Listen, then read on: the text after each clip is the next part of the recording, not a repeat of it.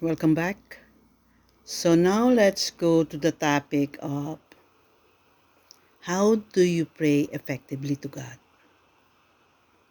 Of course, we will presume that you're already inside the kingdom. If you're outside the kingdom, yung prayer mo, yung structure iba.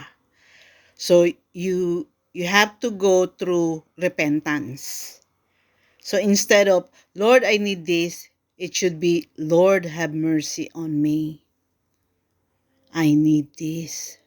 Have mercy muna, humingi ka muna ng mercy. Kasi yung nasa loob, repentant na yung mga anak na yun eh. Ang ginagawa lang yun, yung tinatawag na naghuhugas lang ng paa, di ba? One time, tinanong ni Peter si Lord, anong sabi ni Lord? Hindi mo kinakailangan maligo, malinis ka na. Pag nagrepent ka, yung soul mo, malinis na yun. So, bakit paa na lang hinugasan? Because you walk this world, and this world is sinful. So, daily, merong mga offenses na hindi mo napapansin. Kaya kinakailangan at the end of the day,